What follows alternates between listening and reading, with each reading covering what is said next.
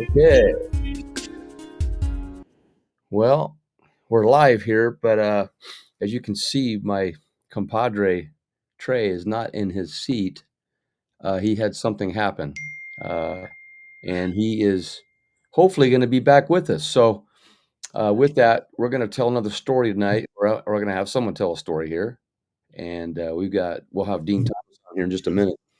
But it's been going pretty well. We've had a great response from this. A lot of people have been on, and we're going to keep telling this story. And there's just so many legends out there, and Dean's one of them. But I do want to fill you in. I know Trey is down at Lake of the Ozarks. They're fishing their first Moyak event, and the winds are going to blow tomorrow.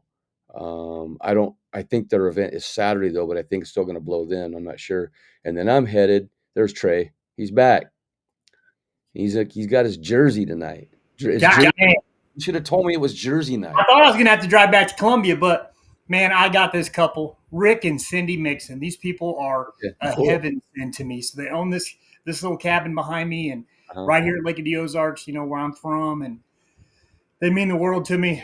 Wow. Just God put them in my life, and I thought I was gonna have to drive back to Columbia because I Yeah.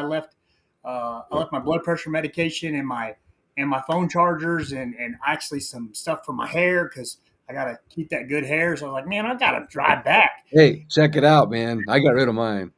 That's that's from fishing, but Yeah, they hooked me up. They had some on standby. Man, that's this is like awesome. my heaven away. This is my kind of heaven on earth right here. I love this That's place. awesome. Cool. Yeah, So, anyway, I was just telling about you guys on the Ozarks about the wind conditions there, and you're gonna go, and you've got some light coming down over your face too, by the way, there. But yeah, we heaven do. is coming after you, man. I mean, I Uh, don't know that it's gonna get any better.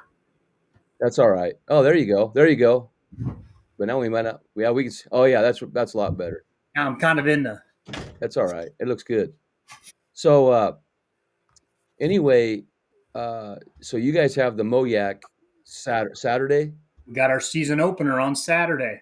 and then I'm headed at 4 a.m. I'm headed to Lake Fork, Texas, and for the Bassmaster Championship, and I'm going to try to leave before. I'm going to try to get through Oklahoma before the windstorms hit really bad, and then get to Texas and probably hit some 40-mile-an-hour winds maybe. But I just want to get there before all that stuff comes through. And but we want to make sure we had this podcast with Dean tonight and go from there. But Dean, man, you're gonna love this guy. He's got He's stories. the real deal. Yeah, and we'll find out if he's got any ties with these other guys that we had on. But this guy has guided probably tens of thousands of people in the kayak and boat and everything. So let's bring him on and And we'll see. guys, I'm sorry, I'm eating right now. I've been on the water pretty much all day. That's all right. I did find 5 fish for anybody out there. I found them. They were little ones, but I found 5 of them. Just remember, they'll tell their friends, and now maybe you'll get some bigger ones. Here we go. There he is. There's Dean. What's going on, guys? Yeah. And we got Dean Thomas. I didn't know they had deer down in southern I Texas. was gonna say, yeah, they do. Look at the drop tine on that one. Oh, dude, this is the land. This is the land of big deer. South Texas is legendary for Wow. big bucks. Wow. Oh Cool. yeah, And they have them dark rack. I like them dark racks. Yeah. You guys get a lot of them. we got a pretty good variety, man. I hunt on a beautiful place right down on the border. There's Zapata, if you've ever heard of that. Um, and it is some beautiful, yeah, man. For you bass guys, I mean, it's right on Falcon Lake. As the Oh, crow man. flies, it's just not too many miles from Falcon. But yeah, big bucks, beautiful deer, amazing South Texas brush country. Hmm. Uh, What turkey? What turkey do you have there? it's the Eastern. Isn't that what it's called? It's a real pretty one, right? Yeah. Yeah. Hmm. Isn't that the Eastern? I think so. Maybe I'm thinking about the one that lives down in Florida. Real pretty bird. Huh. You guys got a lot of hogs though, right? Oh man, this place is covered up in hogs. Wow. He's got one under the desk. My, Look at that, it got away. He was no, good. man, He's let's got go. one. You had to go get it. No, he's got Hey, one for a pet. He has one for a pet, I think, is look, what it at a is. time like this, I get a warning that comes across that says your battery is running low. Plug it. Oh, no. Oh, no. Well, in the meantime, let's thank our Welcome, sponsors here. welcome to the Kayak Fishing Show story. Oh, Where yeah. we, Oh, yeah. Hey, We hey, have some, hey, we have I something got it. every week. Every I week. got it Good. just as in long Good. as you time. got duct tape, we're all right. Yeah. Hey, I got it just before we went to black screen. Awesome. Okay, real quick, I'm going to thank our sponsors, Little Miami Outfitters, uh, Brandon Palmer, who's headed right. Well, he's actually there now at Lake Fork. Really good rods. I used his rod the last 2 days with one crankbait the entire time and landed 44 bass with that just that rod and some big ones and using a square bill. That's all I used, Trey. One rod, one lure. That was it. And in Or 40, with our bill. 44-degree water, and it went up to 55 the next day. So it got up to 80s again here today. We had a blizzard 5 days ago, and now we got 80s. But I And want to thank. I don't know how you guys live like that, man. I don't either. Believe me, I don't. If the Uh, air gets to 44 here, we're freaking out, yeah, no, it gets cold. much less the water. Yeah. So I'm gonna thank KBF Kayak Bass Fishing Chad Hoover helped sponsor this podcast and Tourney X Dwayne Wally. Dwayne Wally is all in on this because he loves the history of kayak fishing as well. And we want to thank you guys that are on. And we've already got comments. Story time from Steven Sturgeon and Eugene Darling. He's got to love Texas. Eugene Dean, I taught him and coached him back in the 80s in football. So Dang. isn't that something? Anyway, and let's talk about Dean here. Dean, first of all, where do you live? Aransas Pass, Texas. Paradise. Aransas Pass, it's a small little town. The closest thing that you would know to us is Corpus Christi. Oh my gosh. So it's right in the middle of the bend of Texas. I mean, there's a lot of great fishing to the north of us. There's a lot of great fishing to the south of us. Mm-hmm. We're right in the middle of all of it. But Aransas Pass, right out here from my door, we have Redfish Bay. So between Aransas Pass and Port Aransas. So Aransas Pass is on the mainland side. We have a barrier islands, a chain of barrier islands that runs like the whole length of Texas. Port Aransas is over on the beach side. So we fish the flats between the mainland side and then all of the barrier islands. So where I'm at right here in the middle of everything. I mean, you can go as far north as you want till you run out of gas or give up, or as far south. I mean, we have amazing, beautiful flats, some of the best opportunity for just miles and miles, and as far as you want to go. I mean, you're only limited to your sense of adventure. Nice. Now, have you lived there your whole life? I grew up in Houston. In So Houston. Okay. so I fished around Galveston as a child, and when I was 18 years old, I bought a fish camp in Matagorda, which is about 2 hours south of Houston. So where I'm at now is about 4 hours south of Houston. You So you I had the fish camp in Matagorda for about 15 years, and then wow. I relocated, or I located here in '98, Okay. and I've been fishing here since then. Okay, when you bought this fish camp, was it a kayak fishing camp or a boat? No, no, it was a so the Colorado River goes into the bay right there. It's Okay. at the mouth of the Colorado, turns Okay. into West Matagorda Bay, and it was a little trailer house right on the river. Um, and that was before anybody knew of kayak fishing. That was Oh, in 1983, okay. Okay. 84 Okay. when I bought that place. Um, and started kayaking when I got here to Aransas Pass. Okay. Okay. How 2002 is uh-huh. when I opened my guide service, Okay. kayak rentals, guides, complete kayak outfitting service. Okay. But how did you find out about the kayak? Kind of a crazy story, man. So when I first started guiding, I was guiding out of a skiff, just Okay. like most everybody else was. Yeah. Back then, I was still raising little kids, and I took a chance and quit my job and started guiding. I was very hungry, still had to put food on the table. So I was working part-time at I had some pretty decent mechanic skills. I worked on a lot of cars, engines, and boats and stuff. So I was working part-time at the Marine Service here in town, doing water pumps, pulling power heads and stuff like that. Those guys happened to be a dealer for Wilderness Systems kayaks. Hmm. And so these kayaks hung on the wall, and I traded a paycheck for my first kayak for while I was working there, and just Wow. took that, started paddling, started exploring, got the idea that I could rent these things. I slowly built up a fleet, bought another one, another one. I had a grand total of 6 kayaks. I built me a trailer, and I went and sat down on the side of the road. We have a causeway between Aransas Pass and Port Aransas, and I went and sat down there with my trailer, parked on the side of the road, looked just like a little Beverly Hillbilly sign. I Wow. wrote for rent, and I sat down there on the beach and started renting Okay. kayaks. How much did you rent them for? Oh, back then, Yeah. that's a good question. Was probably I was doing it was like $10 an hour, something Yeah. like Okay. that. Yeah, I did $15 for a day is what I Yeah. was doing. And this are you talking about, uh, 80 late 90s? It was 2002 when that 2002. So Yep. isn't that wild? I started my guide service in 2004 in Nebraska, not even knowing. I mean, I found you on the internet, of course, and knew you were slow ride guide Slow service. ride guide services, Yeah, yep.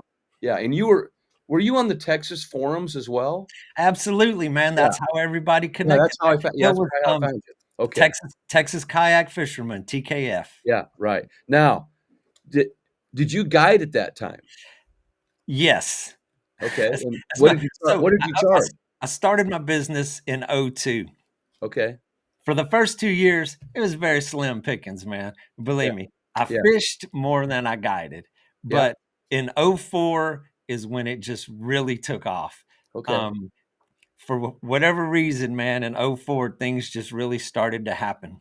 mhm, Before that, from TKF was connected to the forums in Florida and mm, was connected to the guys in North Carolina, the Tidewater Kayakers Association. I got to know a lot of those guys pretty good. So just from creating, and it's funny because it wasn't called creating content back then. You yeah, know, yeah, we took pictures, we just mhm, exchanged a lot of information, mhm, and mhm, that branched out via the internet. yeah, And then at a fishing show that we were doing here down there on the causeway, it was another one on the water that Texas Parks and Wildlife put on. I crossed paths with Joel McBride, who was a sales rep for Wilderness Systems kayaks. We struck up a conversation. I just got to meet him, told him what I was doing. Um, and the conversation led to a pretty good friendship, and then over time it led to the creation of our very first kayak fishing team. And that's another story on its own, man. So before then there were no sponsored kayakers, there was no such thing. I mean, yeah, it wasn't even a concept. So but these guys at it was Confluence Water Sports, right, so they right, handled yeah, Wave Sport, Dagger, and yeah, all those other brands, and they had these whitewater teams. And yeah, we were traveling to events. We were going to Salt Lake City. We were going to other places. And I saw these whitewater teams where they had an organized team that traveled. And I mhm, went to Kelly Woolsey. He was the CEO, mhm, him and Joel. And I sat down. I said, we should create a fishing team to mimic and duplicate what the whitewater team is doing. mhm, And that is where the concept, and there's people out there to this day that will debate me on where mhm, that happened. They're wrong. I remember when we sat down and we developed the concept and we put the very first team together that traveled and fished. We went to Florida. We went to the Carolinas. We used that same network that was connected, and mhm, we went and fished those tournaments. yeah, And I wow, remember I was in Florida, and there was a sales rep there for Ocean Kayak, yeah, and I even had this T-shirt that a buddy of mine airbrushed. The back, he's an airbrush artist, and he airbrushed the back of a shirt. It had Wilderness Systems kayak fishing team. And the dude from Ocean Kayak came to me and he's like, "Can I take a picture of your shirt?" And I was like, "Absolutely." And he took that back to his people, and that was the second team that from the idea, from what he saw what we were doing, Mm. and then now and look at where it's at today. Yeah. Now on that, was your first kayak a Wilderness Systems kayak? Absolutely. Was it a And ride? Was it a ride? yeah. Well, What there was the ride and the Tarpon 160, which one do you have? both. Did you have the ride 135? Uh-huh. I've had I s You w so here's the wilderness crazy systems are still the only thing that I have to this day. I yeah, have never had anything else. uh-huh, So the first one I got was the ride, the original one with the yeah, pontoon style hull. Then the yeah. second one was the Tarpon 160. And my fleet, my original fleet was 3 rides and 3 160s. Now, okay, this is wild. My first kayak was an Old Town Otter. Because that's all I found on eBay. I mean, I just wanted a kayak because I just wanted to go paddle. All right. But I fished. That's another story. But what I wanted to say though was the second kayak I found was in Florida. It was a Wilderness Systems 135, the long slender one with the scuba tank rack in the back or pouch there or whatever. That's the first one I had. So that's the commonality here. That's And so here's another thing that a lot of people don't know.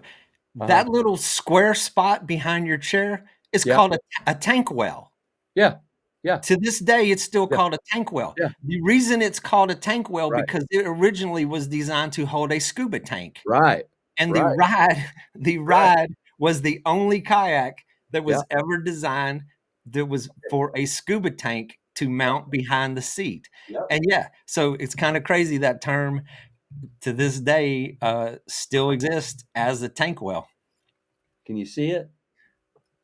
Yeah, That's a Wilderness 135 ride. that's it. And and it as when I sold it, it kept coming back on the internet. Somebody else was selling it, and it like 4 times. Because how durable were those things? Think about it. They were bulletproof back in the Yeah, day, man. yeah. And, Yep, that yep, they don't make plastic like they used to, man. yeah, that was a well, man, I thought I had one more picture of that.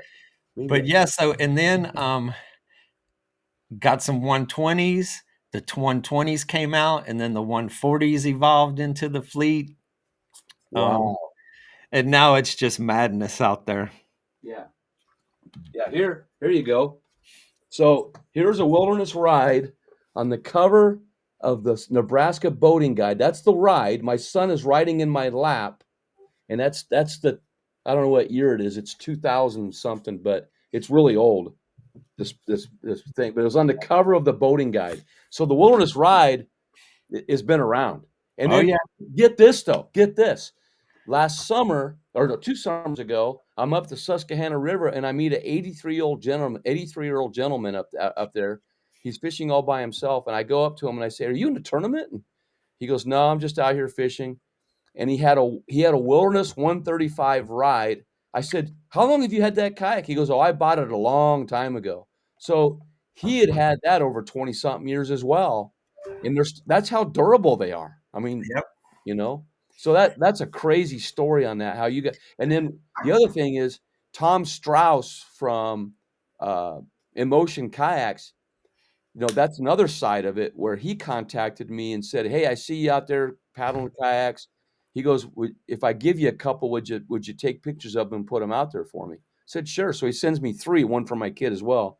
And then so we had those Emotion Stealth kayaks, and there was no sponsorship or anything like that. It wasn't even called that. They just gave us kayaks back then. Yeah, yeah, just to get some business, some Yeah. exposure.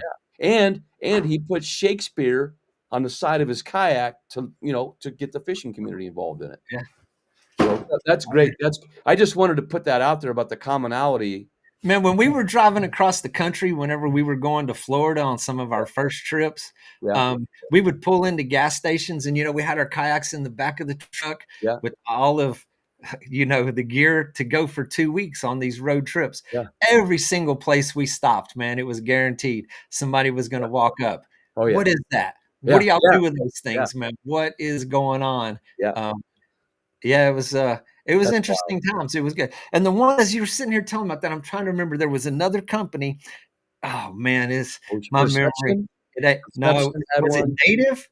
Was it Native Kayaks? It may have been I don't Native. remember They native. they had, it was a canoe kayak hybrid kinda thing because there really weren't a lot, so Uh-huh, it was the Wilderness Systems had their sit-on tops, uh-huh. Ocean had the Scupper, then the Scupper Pro, and then there were others that were kind of Malibu, there was Malibu. Malibu, Yeah, Malibu, yeah. I had a Malibu.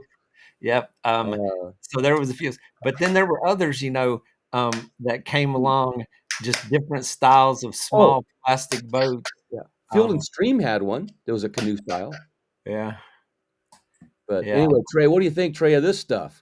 This Man, like so I've been, I always got to say something pretty crazy, and I gotta. You always got some story, Marty. My dude Dean, he said Galveston, Texas, and that took me back because when I was like 18 years old, me, my best friend at the time, and politically correct here, there was a black girl and a Mexican girl. We left from Kansas City, Missouri, and we started smoking crack in Dallas, Texas. Got into a wreck, and so my buddy's like, Trey, I'm gonna show you the ocean. I'm like, all right, cool. I want to see the ocean. So we get dead stop traffic outside of Houston. And little did we know we were at this thing called the Kappa Beach Party, which we were the only two white boys in the entire area. We never found the Mexican girl or the black girl ever again. I ended up going to jail on Galveston County. We actually went out to a place called Crystal Beach, uh, It's and still there. stayed out there, took a ferry out there. It was the first time I ever smoked PCP. And I remember my friend was like slamming on the brakes of the car because he thought the car was going into the ocean. And it was super crazy. But he started saying that, man, and it just, it took me back there a little bit, Dean. But yeah, And I that's tell all. you, and if you want to relive that, it is spring break on Crystal Beach right now, this week. yeah, So that yeah. is that is still taking place. And Just Steve Billington asked me about the another goose generation is right to there. this day is still out there. And another thing, Marty, like the pictures and stuff, the memorabilia, I've Yeah, got boxes, man, boxes of memorabilia, of articles and photos of I just saved stuff over the years.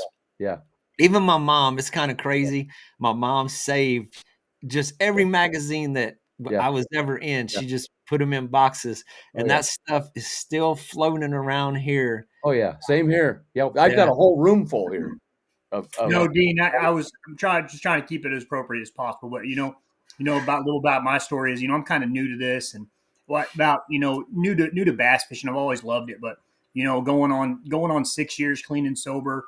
Now I kind of do this, recovery outdoors, being able to help guys transition from prison back in the community. And I still gotta, be. I don't want to say grateful for my past, but I can't forget it, right? So Oh no! that was a Look, man. story. And a lot of people Look, are like, "Whoa, did you just say he was smoking crack on a look, fishing?" man. I Life is did, and life Marty is it's a Marty long never knows road, what I'm man. gonna say.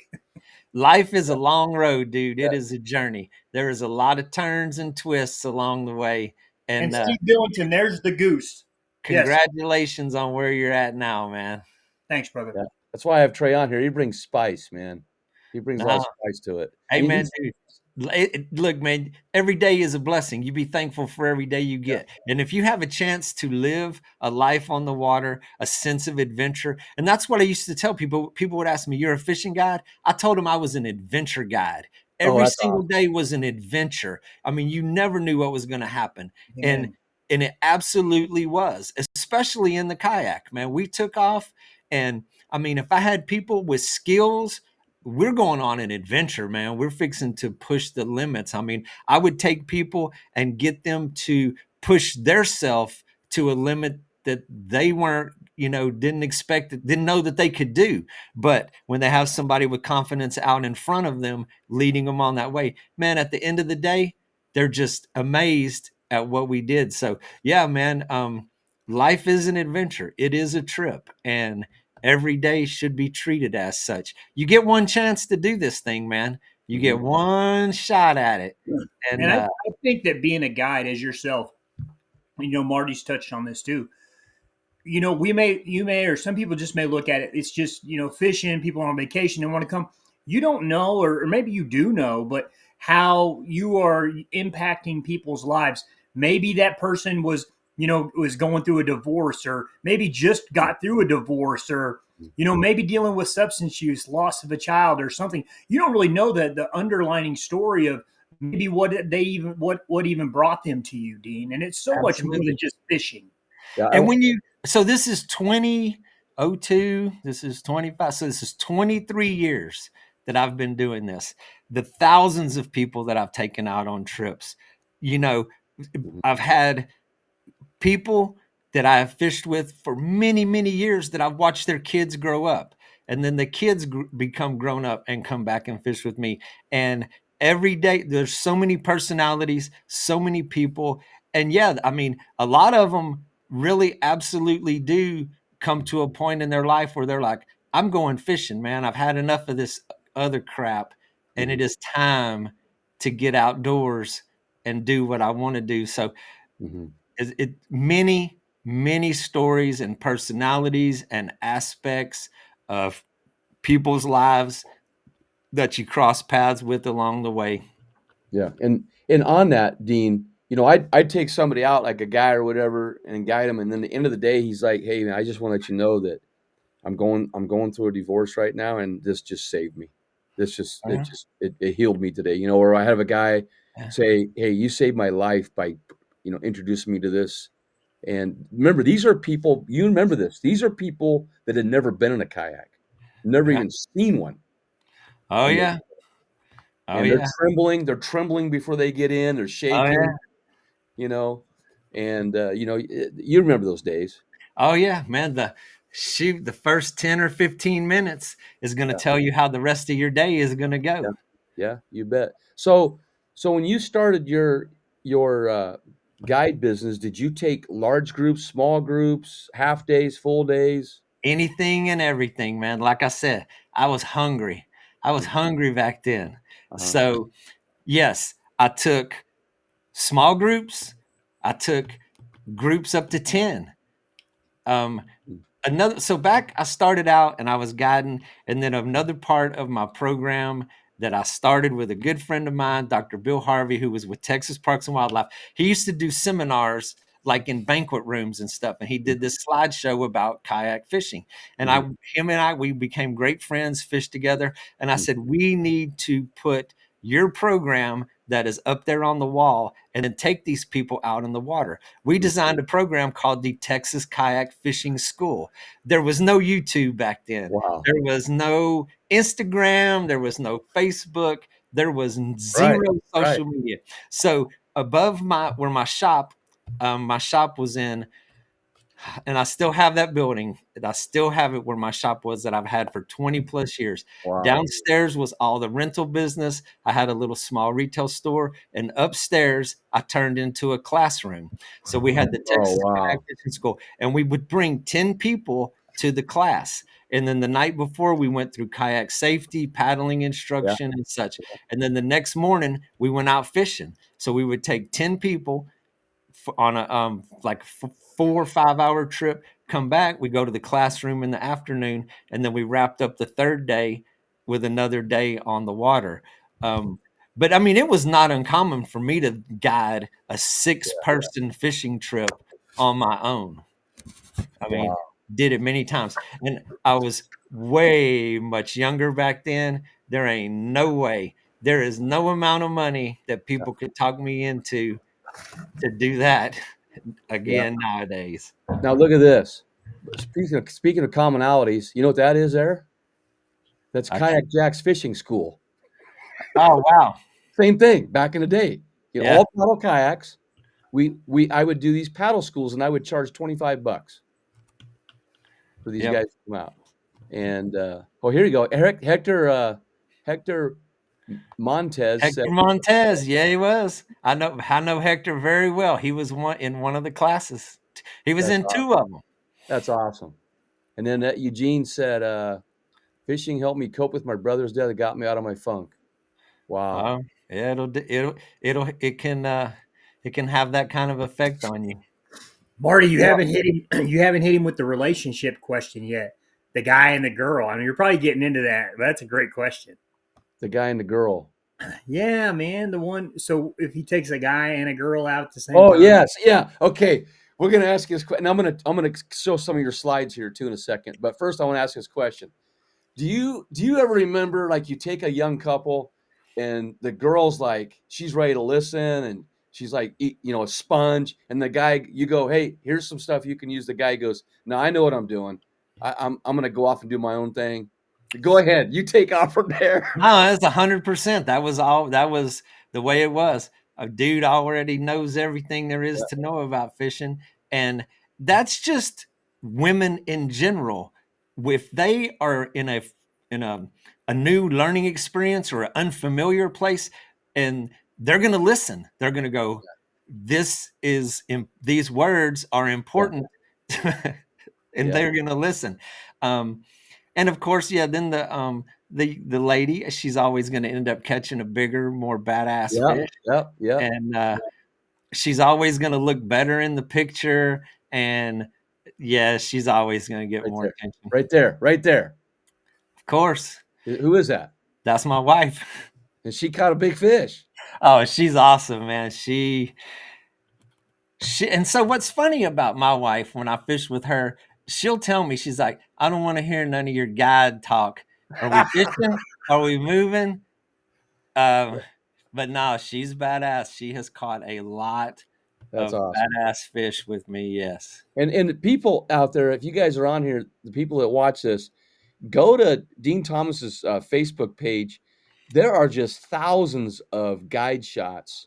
Thousands. Yeah, and the same with my feed. I go back and I look and I go, oh my gosh, we did that, you know. But you have magazine shots, man. Thousands. That Yeah, is my goal. One of my goals every single day is to send the people home with a photo that yeah, they're gonna hang on their wall. I right, mean, not right, just not just a fish holding up. I mean, it is going to be, I mean, I put a lot of effort into my photography, man. I want them to go home yeah, with a picture that is gonna represent their day, yeah, and they're gonna wanna go home and put that thing on the mantle and look at it every single day. But yes, thousands and thousands. And it's crazy how with Facebook and social media, from posting pictures every day, it is a chronicle of yeah, yeah.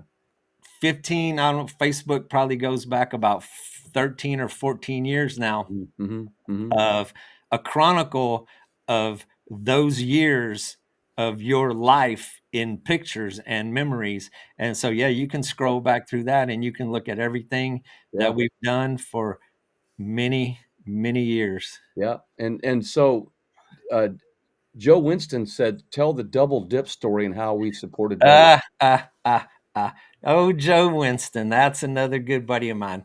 So, Okay. double dip. So, you guys have heard of, y'all familiar with Heroes on the Water? They take veterans kayak fishing. My dearly departed buddy, Jim Dolan, one of my Joe, yeah, best I know best Jim. Yeah, friends in the yeah, whole world. yeah. Um, man, the stories and the memories with Jim also are never ending. Here's the best one. So Jim Dolan, big dude, man, not a Yeah. Oh little yeah, guy, yeah. Tall. tall, big, just big dude. So Yeah. we were going on a it was actually in the fishing school, in one of the fishing school classes way back in the early days. So Hmm, Jim Dolan jumped in a Tarpon 160, which is a very narrow kayak, a very streamlined. hmm, So the ride was always for the big people, hmm, very stable. The hmm. 160, very narrow, streamlined, just a little speedboat. So Jim Dolan jumps into 160, and man, he starts paddling, and he gets about 10 or 15 feet from the bank. Boom, rolls over, Oh man. and he's oh, underneath this boat. And so we go out there and we gather all the gear. We swim him back up to the shoreline. We get him all put back together and we get him back in his boat and he takes off. Boom. He makes it about 30 feet further than the first time. And this is right out in Mhm. the middle of a channel, man. This is not in the flats. It's not in a safe place. He gets out there right in the middle of the channel. Boom. He rolls over again. Wow. So that is where his nickname to this day that still lives in infamy it was Double Dip, because Ah, he fell twice trying to get off the bank. And wow. yep, we somebody that was there came up with Double Dip. That's and wow. That's and somehow you get your nicknames, you know, yeah. there. Oh yeah, your nickname, it picks you. You Yeah, don't yeah. really Like, get to okay, pick it. so like It's Kayak Jack, you're like, well, how are you Kayak Jack? Your name's Marty. Well, guess what? My real name is Jack. But my superintendent, of course, your wife is a school teacher. I was a school teacher. Well, every time I come into school, I drive to school with my old trooper with a kayak on top of it. Superintendent's waiting in the hallway for me every morning, just baiting me. Comes up, hey, kayak, how's it going today? How's that thing? He's making fun of me every single morning in front of the kids, and it's yeah, fun. yeah, And man. he started, but one day he added Jack to it, and got people were like, "Who's that?" And Yeah, he goes, "Well, his name's Jack." So I call him Kayak Jack. Well, he calls me in one day because I started the guide service, and I said, "I'm going to name it Kayak Jacks. How would you think of that, Dallas?" His hey, name's Dallas. He goes, "Well, any money you make, I get a cut because I came up with the name." yeah. You Oh know? man, the best ones come Yeah, natural, man. yeah, It's just yeah. Like Kayak Kevin, you know, Dean Slow Ride Tom. Where's the slow ride come oh, from? and so that's another a strange twist to the story, man. So slow ride is 100% appropriate to kayak fishing. Everything Yeah, happens slow. It is slow. yeah. The true honest story of the reason. And so I named my guide service Slow Ride Guide Services before I was kayaking. I named it when I was in Ah, my skiff. So I'm a child of the 80s. I grew up in the 80s listening to the best music that was ever created. So yeah. Foghat, of course, was one of our favorite bands. We rocked out Oh, slow when ride. we were in high Yeah, school. My friends that I grew up with, we rocked out the Slow Ride. yeah. Very unfortunate. Two friends of mine were killed in car wrecks when Oh, we were very, very young. And so we would go and visit the cemetery. But see, we carried on in their honor, in their name. We would go sit at the cemetery and we would crank up Slow Ride and okay. sit at the grave and kept them a part of our lives. And so, in honor of those people, the fact that I got to live my life the Yeah, way that I did, yeah. I named my guide service Slow Ride, Okay, so honor people of my friends that were no longer with me. oh, man, so here people that don't know there you go. And then it ended up so appropriate. It was Yeah, just kind of isn't that it, cool? you can't explain things like that. But let's get the slow ride part here. It's awesome. Yeah.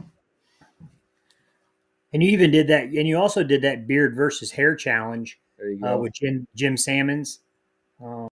So that yeah, I was reading about that.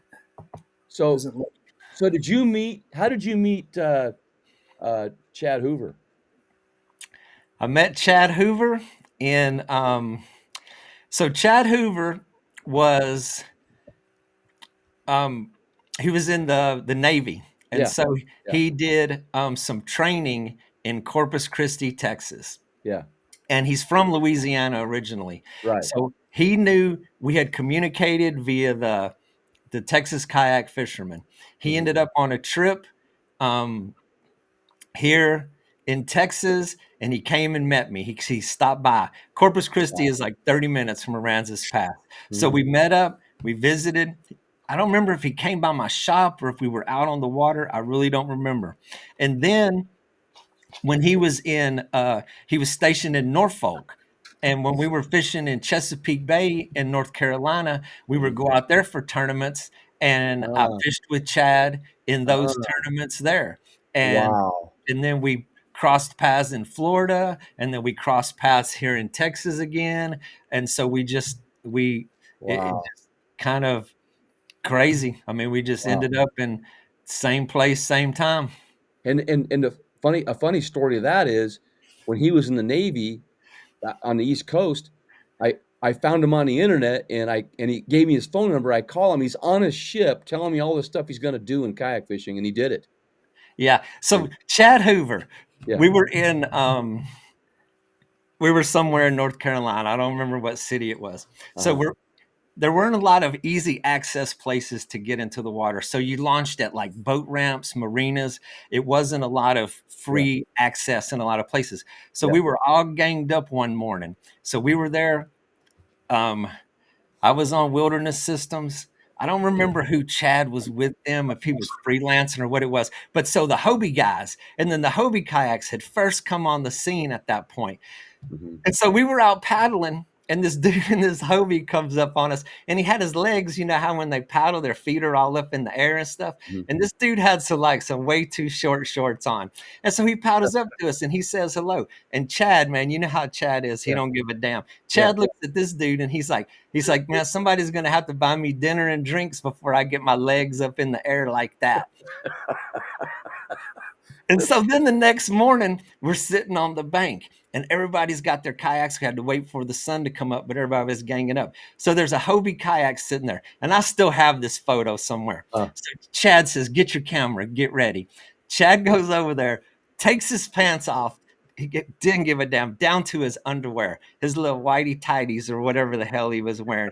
And then he takes his t-shirt and he pulls it up and he ties it bikini style oh man. in the middle.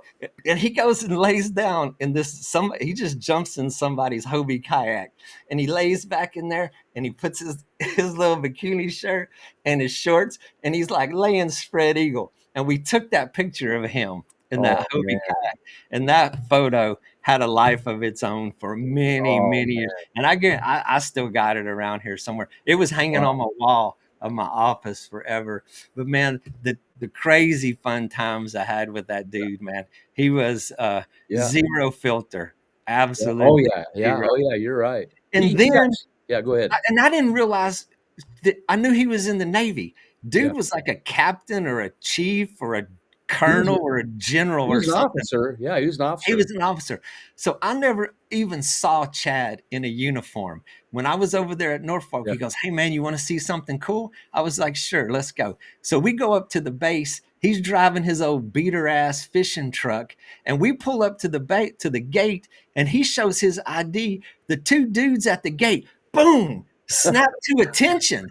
And I looked at Chad and I was like, who the hell are you, man? What is this? Um, and then, they're like, they wave us in the gate and we Yeah. go in. He takes me to the aircraft carrier. I was like, Yeah. everywhere we go, people are saluting this guy. And I was Yeah. like, I had no idea. We ended up going in the hangar. We went in there because he managed a squadron of helicopters. Yeah. Yeah. And we went in there, man, I got to sit in a helicopter, take my Oh. picture while all these dudes, everywhere he goes, these dudes are saluting him. And I was like, I had no idea, knowing him the way I knew Wow. him, that he had that kind of stroke as an officer in the Navy. You would never, ever believe it. Yeah. But Yeah. yeah. Wow. That's pretty cool. Now we're doing a Chad Hoover part 2. Guess what? We're gonna bring you on. Oh, I'll do it, man. That's gonna be good because we're We we're can, doing a we part can because we didn't And get we that. need you to find that photo in the Yeah. meantime. You And gotta then find that look, photo. here's one more Chad Hoover story. Okay. I was Good. Good. staying Yeah. at his I was staying at his house in Yeah. Norfolk, Virginia, and the tournament came to an end.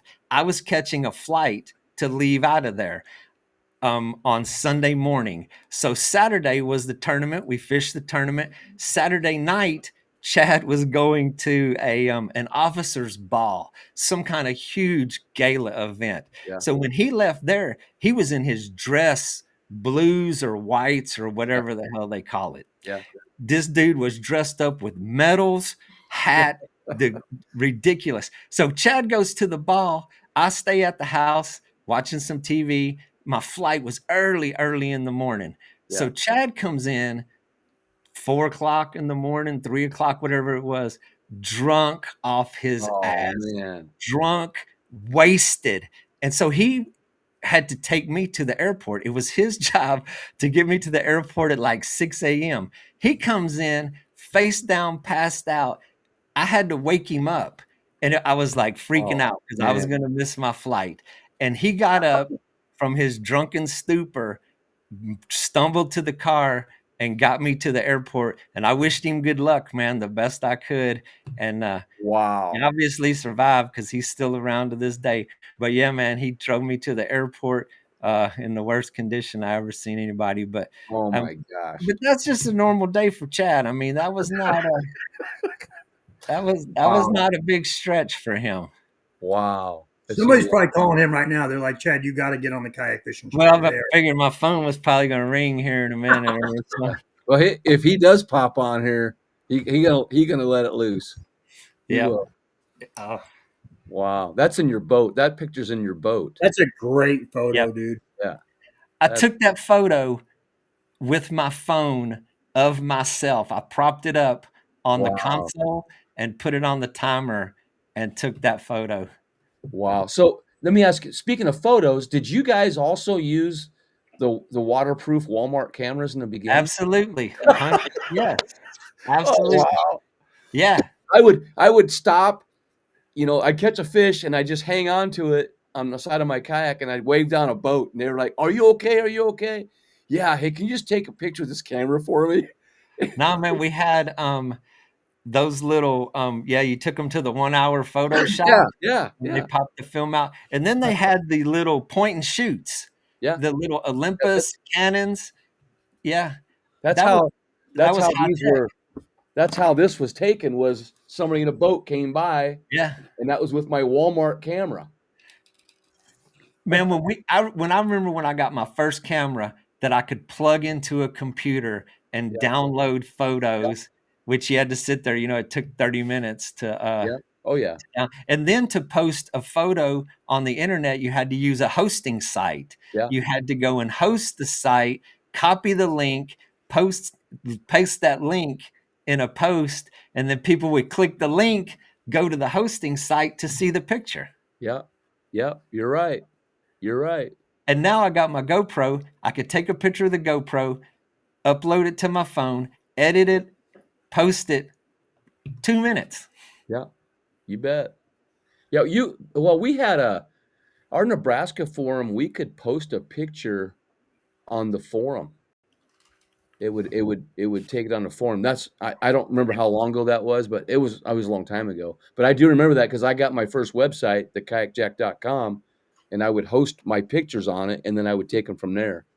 Yep. And Way back in the day, man, oh yeah, we would do unbelievable. anything to get a photo on the internet, man.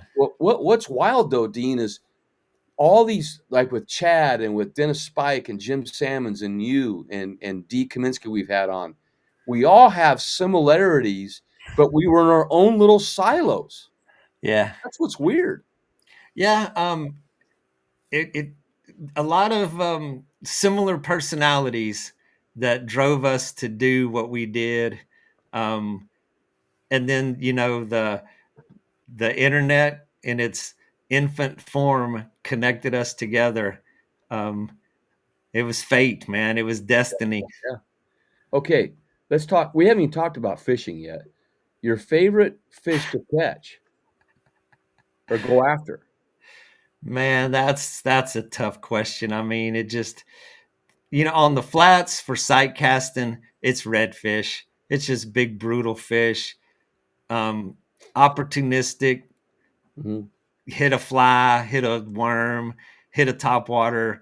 They for flats fishing, for sight casting, mhm, Texas, of course, is redfish. If you go to Florida, you go to the Everglades, all I want to catch is a snook. You know, mhm. we don't have those here. Then that's the ultimate. And then, we travel to Costa Rica occasionally. Then you got rooster fish, you Yeah, got Cubera snapper, you got sailfish, you got, marlin. It just kind of depends on where I'm at in that moment. wow. Now, setups like spinning rods, bait casters, baits, what are you doing? Both, everything. Uh-huh. And I fish with a spinner and a bait caster 50-50. Mhm, mhm. I'm indifferent. Fly rod, 20-30% of the time. Also we throw a lot of flies. Um, so I'm not real specific, man. I mean, I'm not Mhm. stuck on any one of those Yeah. things, man. I'm very versatile. Yeah, you're a kayak angler. You're a kayak angler who just loves being on the water. And you Um, look at this. You have fun. Look at that. that's what it's all about, man. If you can't enjoy this, you need Yeah. you can't we can't be friends. Oh, baby, I enjoy it. What about that dog? Tell us about that little paddle board thing you're That's doing. my little Luna, man. She's right here on the floor by Is my that feet right? right now. Yeah. Luna, Luna is a blue heeler, and Luna is she's 12 years old now, and she has not left my side for 12 years. She hunts, she Mm, fishes, she paddle boards. Um, wow. yeah, Luna has and we're growing old together, man. We get Yeah. up real slow now. We Yeah. stumble around. Um, but yeah, Luna is amazing, and that's what I even called her forever. She was adventure dog. Adventure Man, dog. if I was leaving, walking out that door, she was going with me, man. She refused to be left behind. Wow. We That's could write a cool. book just on your stories. You know that? It never ends, dude. I love it, man. There you go. There's your shop. That's the shop with the fleet right there on the trailer in front of it.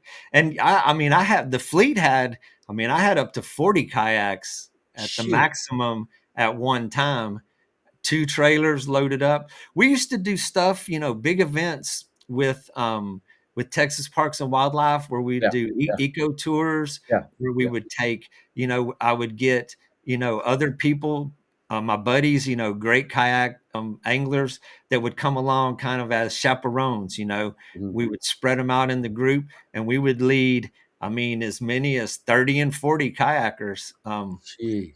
Uh, um, we got an area here called the Lighthouse Lakes Trails. There's a lighthouse Mhm. out there. The lighthouse is about 2.5 to a 3 hour trip, Mhm. depending on conditions and such to get there. And we used to do that trip to the lighthouse and back. It's one of the most beautiful, amazing places you've ever paddled in your life, man. It's just Wow. mangrove lined channels, all secluded, ultra Wow. shallow all the way, really naturally prohibitive to like motorboats can't get in there. It's like a little kayak paradise. Wow. So let me ask you this: if Trey or I booked a trip with you, what kind of a fishing trip and what time of year would be the best? We're blessed with a 12-month out of the year fishery here. Jeez. We fish 12 months. They are all equally as good as the next. Gee whiz. Yeah. That's not fair.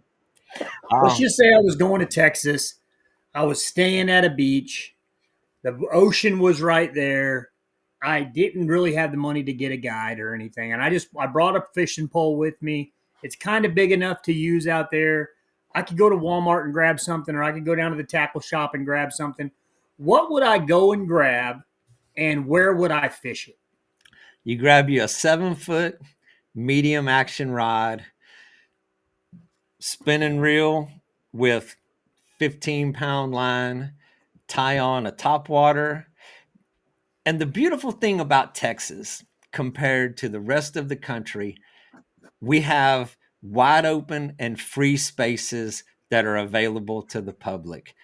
We Wow. have unlimited. And when I say unlimited, I'm talking 1,000 miles of shoreline from Sabine to the Mexican border where you can park, toss your kayak in the water, and just jump Gee. in. Park on the beach, park on the shoreline. Nobody's going to give a damn. Nobody's going to tow your vehicle. Nobody's going to have a problem. And it is endless opportunity to get into world class fishing within 15 to 20 minutes of paddling. I mean, if you I could start at the top. Sabine, it's beautiful, it's amazing. You get to my buddy Joe Winston that popped up there just a minute ago, that's Yep. his home turf. The From Galveston, it's crazy, man. The friends of mine up in Galveston, endless from state parks to get into to just free shorelines, banks to get in the bay.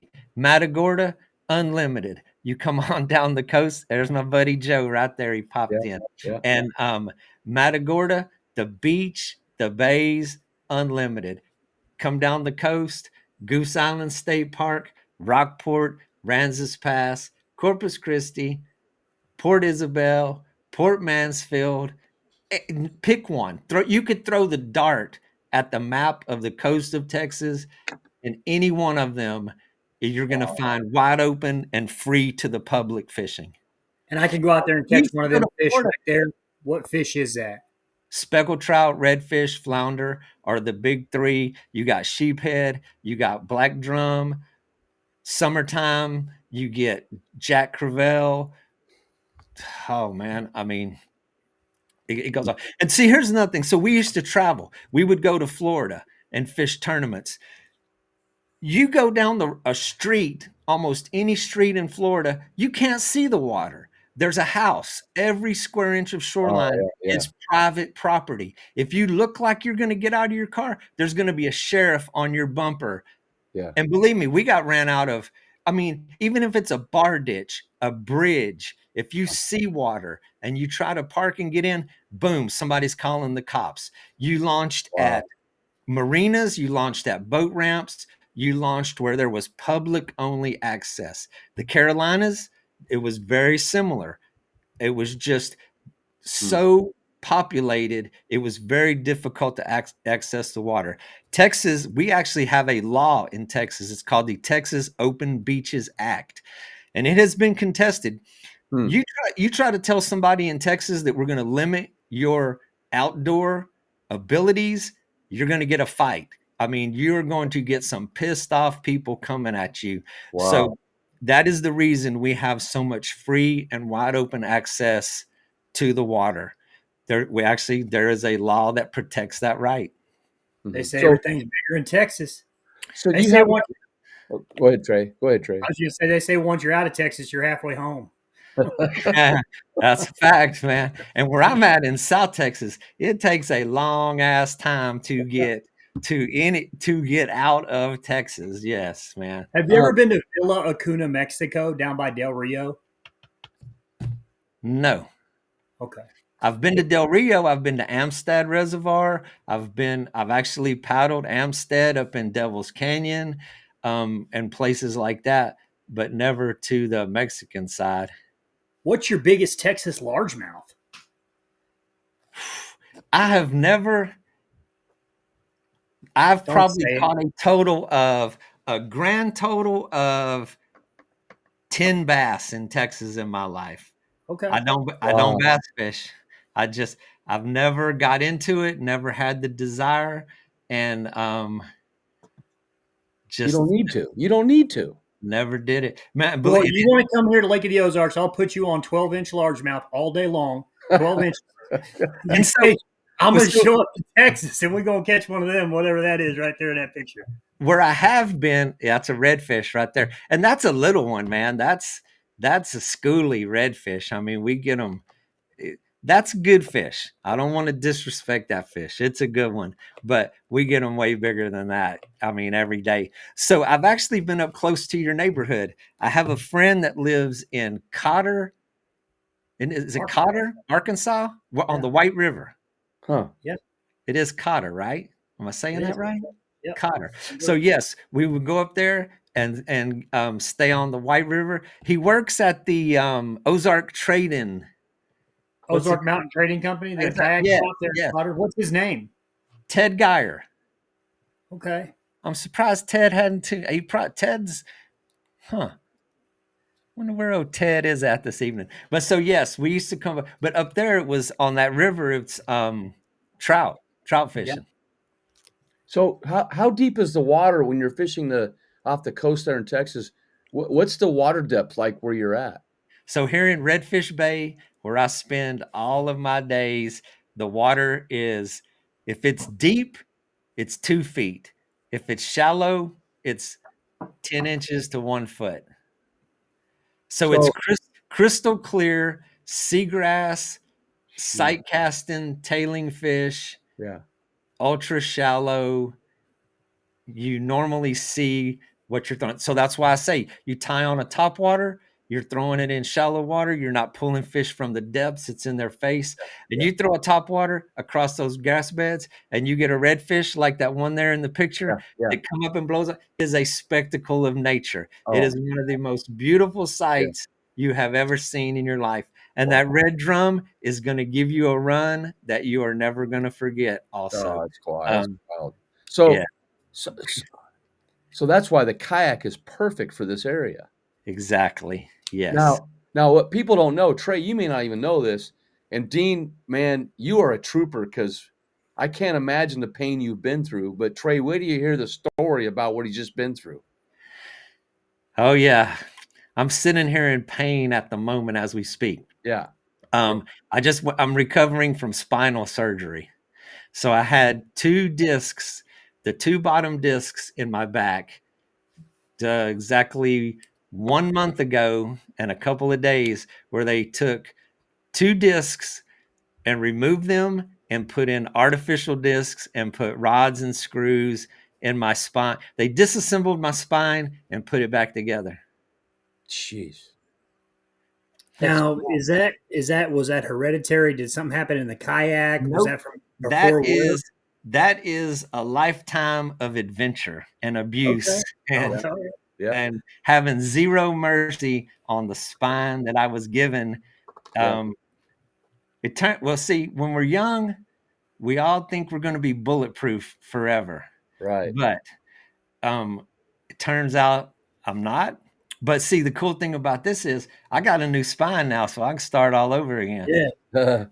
You You'll be say you'll be able to you just do, swinging on them redfish. You just swung on them redfish too And much, big dog. I and still Trey, got I Trey, still now that was all those years of hauling those kayaks, oh yeah, dragging the I boat, totally agree. loading that trailer, unloading the Yeah, trailer, yeah, dragging them, yeah, man, walking in mud.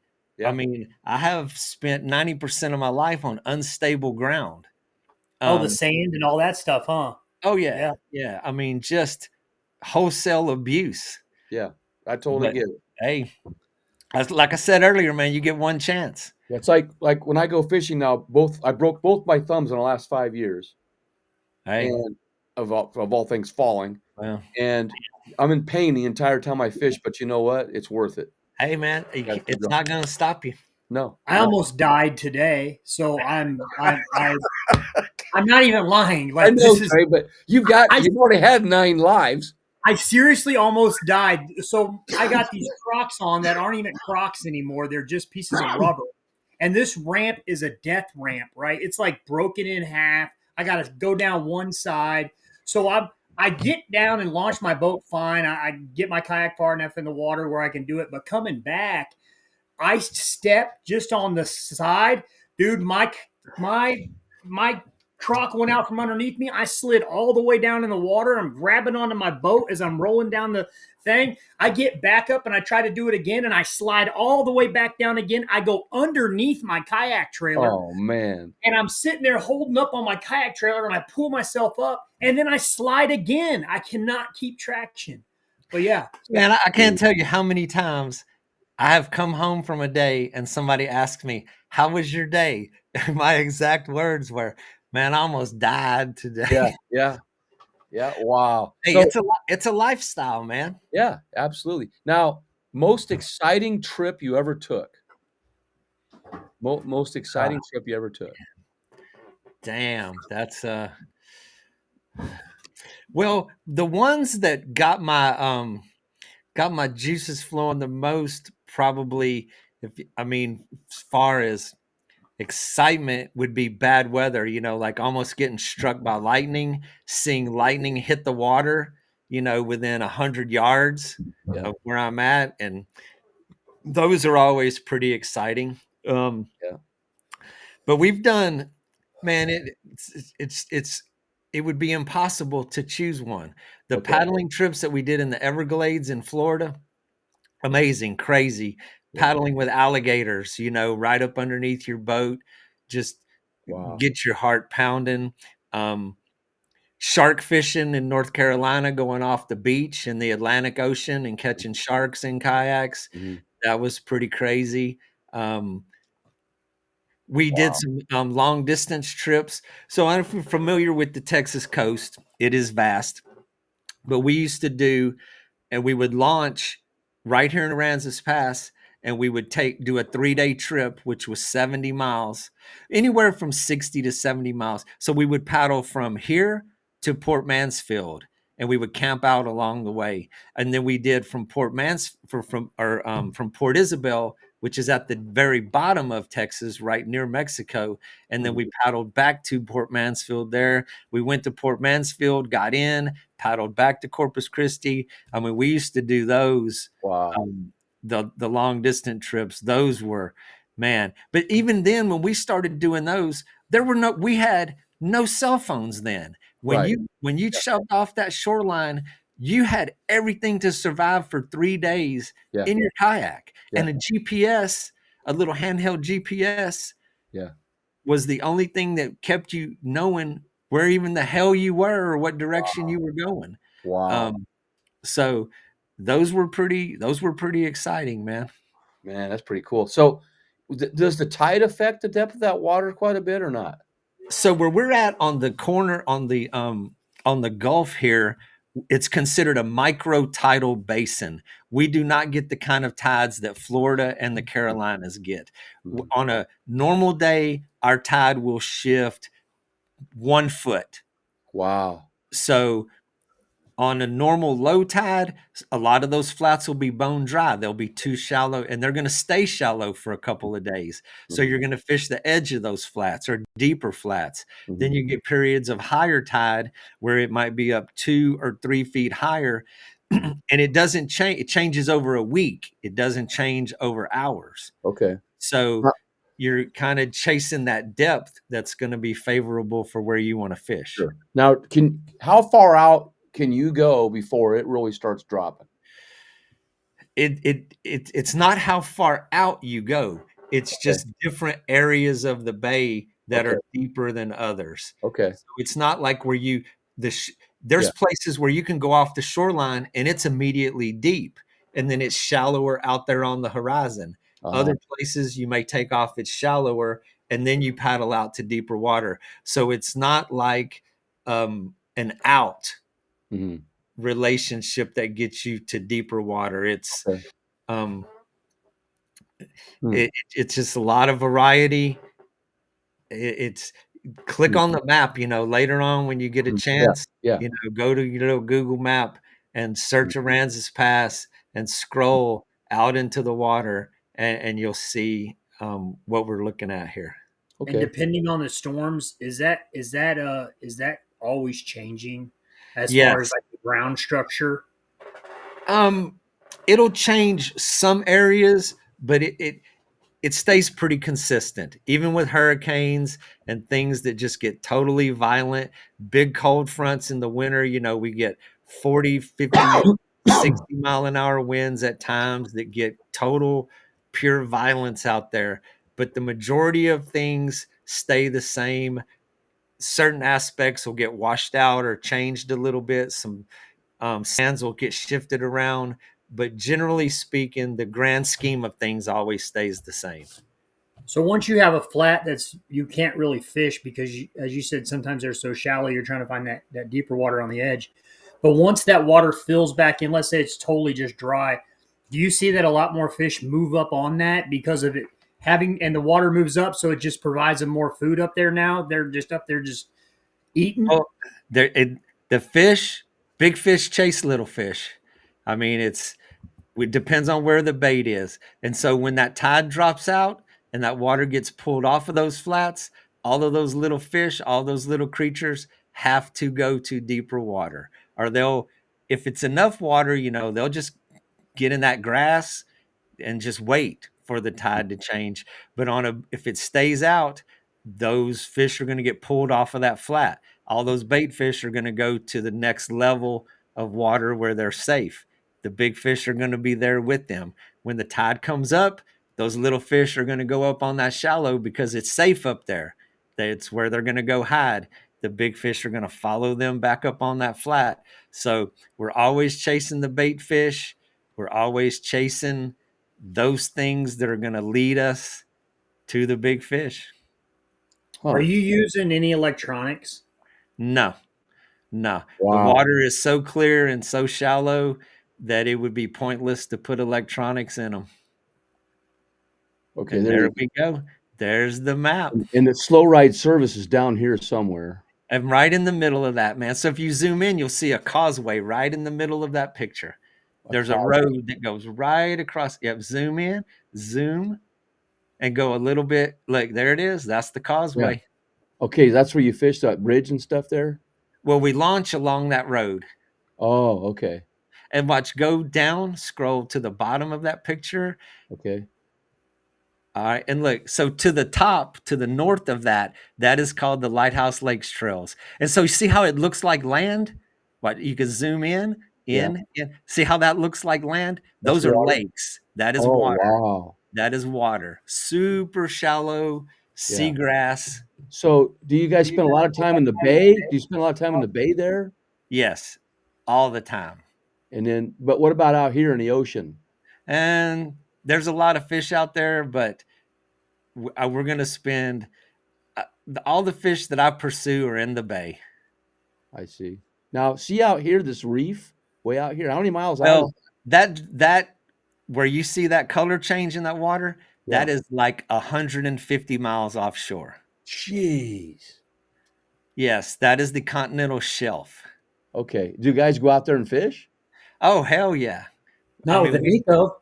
the offshore fishery here is amazing, dude. In Port Aransas, there is a fleet of boats.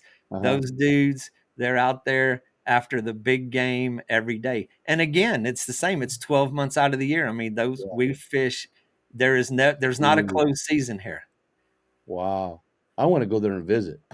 Oh, you got to get here sometime, man. I'll show you what it's all about. Oh my gosh. I may not come back.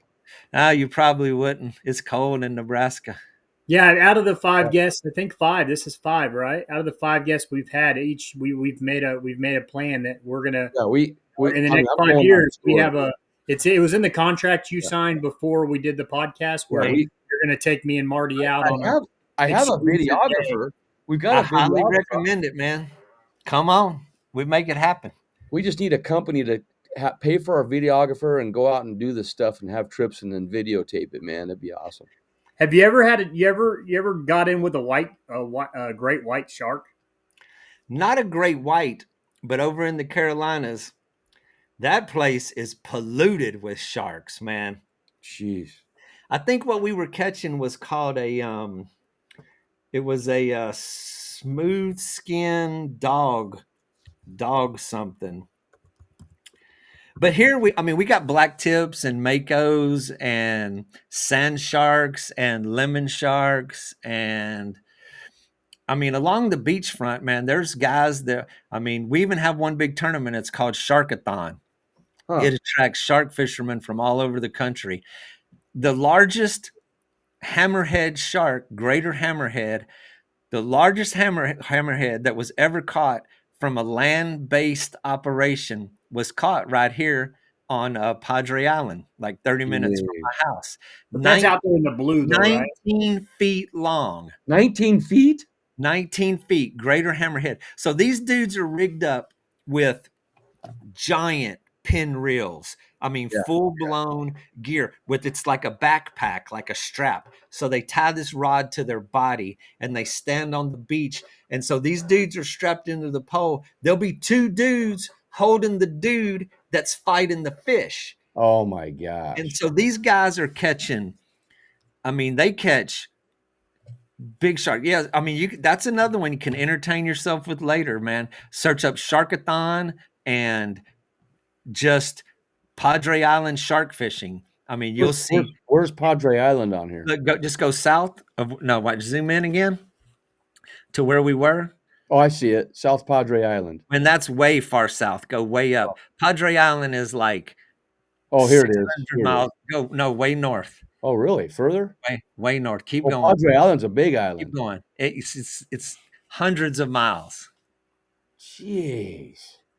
And That's see, that nuts. turns it so up ahead. So below Corpus Christi is Padre Island. North of Corpus Christi is St. Joe Island. North of St. Joe Island is Matagorda Island. Okay. And so I So, take that back. Below Corpus is Mustang Island, then it turns into Padre Island. But mhm, if you scroll in on the coast a uh-huh, little bit closer, and you just go down that coast, you will see which there's the beach, but uh-huh. behind that beach, for the entire length of Texas, are bays. I see. Okay. Do the sharks get back there? Oh yeah, yeah, a lot of sharks in the bays. Jeez. That's Have you ever been stung by incredible. a jellyfish? Oh my god, dude, this jellyfish. How many times have I been stung by a Did you jelly? have to pee on it? Nah, I don't think that's old wives' tale. That don't Is work. that not a real thing? I don't think so. That's just for people that like to pee on other people. What's the weirdest thing you've got bit or stung by? Um, Man, jellyfish are the worst. I mean, that's about the only thing that's out there that's going to get you. We have stingrays also. I mean, if you're familiar with stingrays, the stingray that lays on the bottom and they got that harpoon on their tail that will Yeah. Yeah. jam you to the bone. Um, those are pretty savage. I've never been hit, but I know many people who have. And that's an automatic trip to the emergency room, man. You're going to be going to see a doctor with that one. Isn't that how Steve Irwin died? Yeah, but Yeah. that was a different kind of a ray. He was in the ocean, Yeah. a different ray. Well, you're only about 17 hours away from from here. Yeah, and it's even less in an airplane. True. But I like to drive, man, and get Book my our no, Marty. Book our flight, bro. We're flying, and you're not jeez. bringing any Nico stuff. We're catching. We're going out there. We're If you guys, I mean, if y'all think about it someday and y'all want to put it together, we can easily make that happen. Tons Marty of actually went to Florida and was out there in the flats fishing with the Nico, and he was actually Yeah. catching some fish. Yeah, I did. I rented a kayak and used a Nico and caught fish. hey, you could float out there in an inner tube and make Yeah. it happen. So what were you saying about about trip there? Oh, there's lodging. It's too easy, man. Really? Too easy. Wow. So if somebody out there that's listening right now and they wanted to put together a savings fund, let's say they wanted to save up for a year. Let's just, they got the envelope saved up. Just say, I want to save up. I want to go to Texas and do some fishing next year. How much money would somebody realistically have to save, and what would they need to bring with them? Man, I mean, and if you wanted to do it, the sky's the limit. I mean, you could spend as much money as you want, or you could do as little as you want. If you wanted to go on a reasonable budget, you can get you a hotel, you can get you lodging, you can get a VRBO. You're looking at, man, $100 a night, 150 a night. Mhm, And if you get a couple of guys to chip in, you rent you a house, mhm. and they're everywhere. There are hundreds of VRBO rentals around here. They're just, I mean, it's a vacation destination. They're Yeah. everywhere. You spend 250 if you're splurging, 250 a night. I mean, you can rent kayaks. There's plenty of rental businesses. I mean, it's not that hard if you wanted to rent a kayak or if you wanted to bring your own. So for, man, 2 grand, 2,500, you could go crazy. We spend that. I spent 1,000 on a bass fishing Yeah, tournament. right. Yeah, A yeah, month. right. Yeah. No, I do 2 grand a month on bass tournaments. So how Yeah. much would it cost to fish though? Like what's my fishing license going to cost, and is there one Um, that I can buy for like a week, or yeah, how does yeah. Out of state licenses in for Texas are, I mean, 54 you bucks. It's $54 yeah, is if what I they're pay. not bad. No. But is that fresh and saltwater license? that's a good Well, so there is, if you get the combo, you Yeah. get a saltwater stamp. I mean, you may end up spending $100 for Yeah. a week license, 120, something like that for an out of state license. It's 54 for a freshwater is what I paid last time for Well, a year. it's so yeah, then you got to get a saltwater stamp if you're going to fish on the coast. Mhm. And then I think that's all you need is the license and the saltwater endorsement. Uh, It's saltwater endorsement is only $10. That's non-resident is 16. So you're gonna spend $70. That ain't too bad. No, no. So Oh, if you could, oh, what's your that's a one favorite day. fish to eat? To eat, You could only pick one fish, the one seafood, the one seafood, bro. Like one fish. You know, not a. We're not going to do shellfish right now, so not shrimp or anything like that. I One mean that you. it. The redfish is absolutely delicious. The red drum, I cook them and I eat them all the time, man. Red drum are it's a really firm flesh. It's speckled trout are really light and flaky. They crumble. It's really light and flaky. Black drum are also amazing to eat. Really clean white. It's kind of in between the trout and the reds. Um, but they're all very edible. And you can ask 10 people, you'll get 10 different answers on that question. I Right. mean, everybody has their personal preference, but they're all delicious, man. They absolutely are. All of those things we catch are, they're all great to cook up. Do you have a captain's license? Is that what you have to have there? Absolutely. Yes. A Coast Guard captain's license. And does that have to renew it every 2 years or 3 years? You renew it every 5 years. Okay. And is it a test? Yes. I see. And is it And easy? a Coast Guard captain's license, you have to buy it new every year, and it is expensive. I mean, to renew my license is a little over $300, and I have charter boat license, insurance. I carry charter boat insurance, Yeah, licensing to yeah, be a legit captain for saltwater. It's a pretty big investment. yeah. I'll bet. Yeah. What about a deckhand? For my boat, not necessary. I do it all myself. Yeah, I mean, but if you had a deckhand, do they have to have a license? No, no, they fall under the guidance of the captain on the boat. Okay, nice. So yeah, you can come down and you could be deckhand. Yeah, just be a deckhand. Just jump on, man. That'd be awesome. That'd be, Honorary deckhand for the day. yeah, there you go. And go kayak fishing after that. Just that'd be awesome, man. Good stuff, man. We're gonna bring you back with Chad, and we're gonna tell some more stories. Oh man, dude, any of those dudes. Yeah, yeah, Yeah. yeah.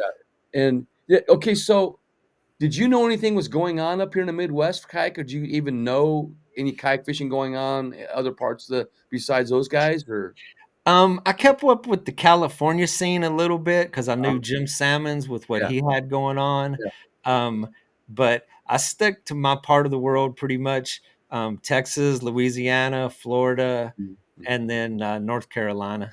I see. You know, I did do a guided trip with Jim Salmons. That's another adventurous dude, man. Oh my gosh. Oh my gosh. We That's big ocean fishing, man. we paddled out. It had to have been 3 miles going for thresher shark in a paddle 12-foot kayak in like 6 to 8 foot rollers. And I didn't have any fear though of it, but it was, you just go do it. I But never had any desire to do that even in my younger years, man. yeah, it was. I do have a picture on my wall of holding a big barracuda that I caught with him. But I never had a problem with distance, but man, I didn't like all that deep water underneath me, man. 140 foot deep, and Nah, the big whites were in 15. There was canyons, 1,500 foot canyons nearby. yeah. La Jolla. And Jim did that every day. And the reason those dudes did that, they don't have bays. That was Yeah, yeah, that, that was what right. they had. Yeah, So they took what they had and made it work. yeah, yeah. I mean, I lived there. I lived there, and I surf fished off the beach, and I fished Shelter Island there in San Diego Bay, all the jetties, all that stuff.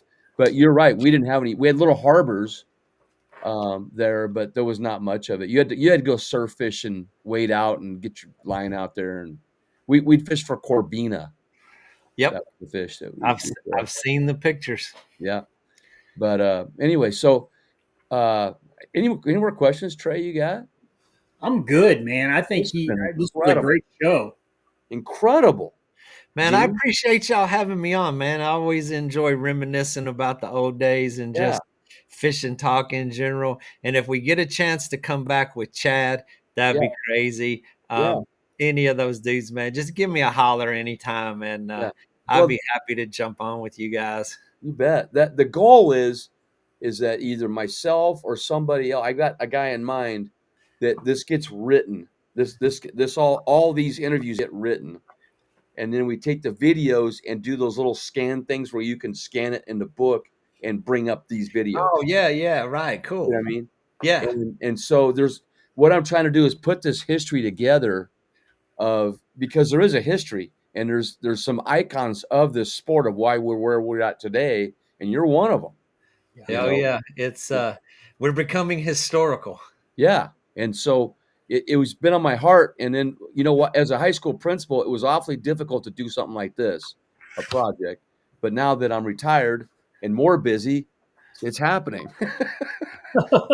You know. But man, for you to have this back surgery and come back and we were scheduled to maybe go a little sooner, but I wanted to respect your time of healing up with your back and all that. But Yeah, man. Even just sitting in this chair, man, yeah, yeah, I'm ready to go back to my couch.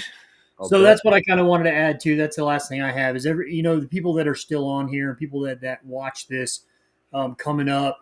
Let's lift Dean up in prayer, guys, and just pray for some recovery and pray for some just some healing and that he's able to get back out there and just full force, man. So if you guys are on here, let's just pray it up for Dean and just for some healing and let's continue just to keep him on that prayer list. So, It means a lot, man. The prayers go a long way. Uh, Absolutely. it really does. It means a And lot. Thank you. we'll be putting clips out of this as well, and this will be on podcasts, all kinds of podcasts that I have. I have another. It's called Kayak Jack's Fishing Intel. It'll be on there, and we'll have a lot of people see this, and by the time it's run, because a lot of guys like to listen when they drive and stuff. Oh yeah, They may absolutely. not be in here tonight, but just tonight though, I'll tell you how many we've had, and it's not so much about how many people, because if you have 30 people, that's a classroom. If you have 300, that's a gymnasium. So Right. that's the way I look at it. And we've had a couple hundred people on here tonight, off and on. Damn, pretty cool. Yeah, so that's pretty good. But we don't have any prizes tonight, do we, Trey? I don't we have one. don't. We Uh, don't. for listening, We but don't. But tell us, we will have one for the people that are now listening, and I will write this down. uh, Tell us what the biggest fish you've caught. So that you guys are getting a push here. Well, Dean, what's the biggest fish you've caught out of the ocean? Oh man, that would be a sailfish. Can you give really, us okay, that's all we needed. Sailfish, that works. Yep. wow. Pacific sailfish down in Costa Rica. And those sailfish ain't no joke. I actually caught one in Nicaragua about a year and a half ago that was pushing like 6 feet long. Those Pacific sails are the most, so first of all, it's the fastest fish in the ocean, Yeah. swim up to 60 miles an hour. So when you hook onto one, you know you got something, and they Jeez. go airborne, and it's just another spectacle of nature, man. Wow. It is a rush that you never ever forget. No kidding. That was in a boat though, right? Yes, the one in Nicaragua was in a little boat, man, in a little panga skiff, though. Oh, It was all natural fishing. It was not a so big sport fisher with a big spread set out. We were in a little boat straight off the beach in the Pacific Ocean, whales swimming around us, oh man, what a holding the trip. rod, dragging poppers, and holding the rod and felt those fish. We caught mahi, tuna, sailfish all in the same day. Wow. Epic, epic Was that a adventure. guided trip? Oh man, it was just we found this native dude, man, that was right there on the beach. He wasn't Jeez. his job was not guided fishing. He fished for a living.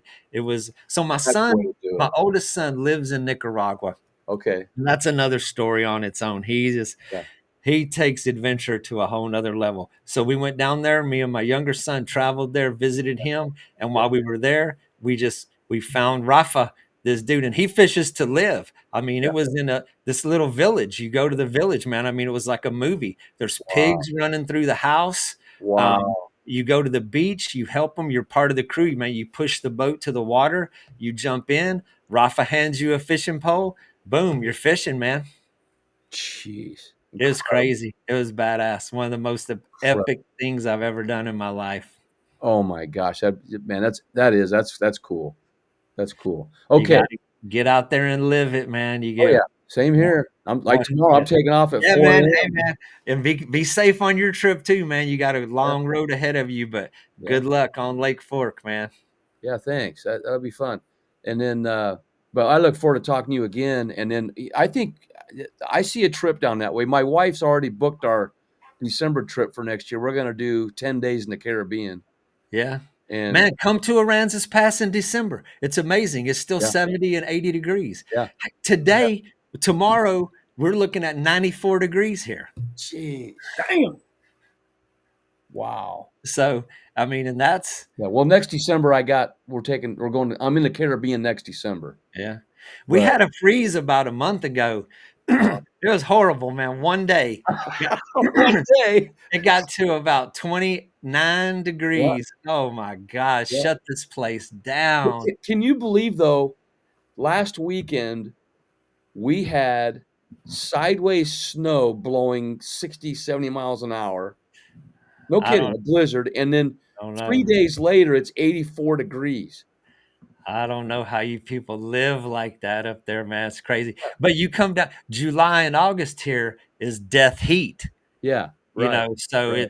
it's a trade-off. Yeah, yeah. Do you fish a lot in that heat? Oh yeah, yeah, we still go, man. We go. And July and August, you know, everybody's out of school. It's summertime, it's vacation time. We go 7 days a week in August, July and August. Jeez. What do you charge for a day, whole day? Because I couldn't find your website.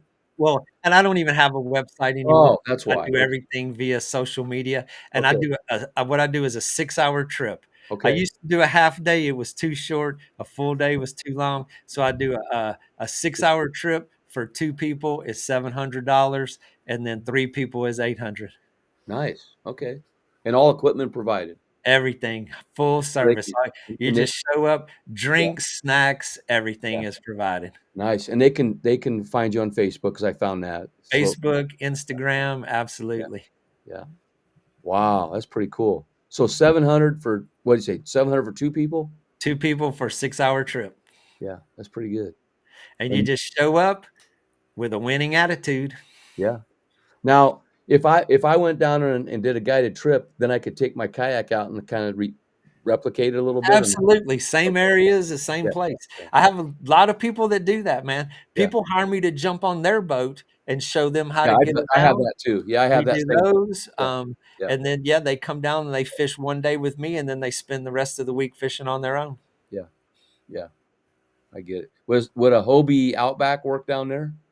Man, the Hobies are tough in the shallow water because the Uh, flippers have to, they have to have um, water underneath them. So Only if you strip down to your skivvies and tie your shirt up in a knot.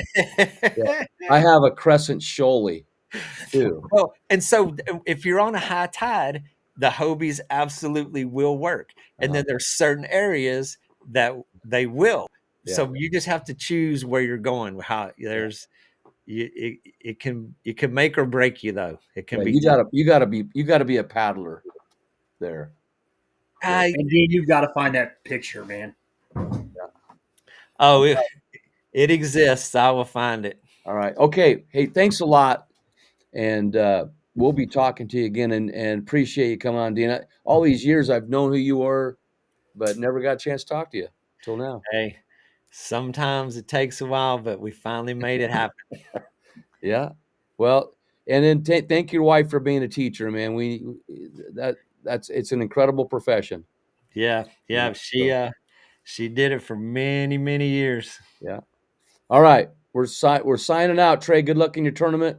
I And am, yes. just have fun, man. I'm gonna end this broadcast here.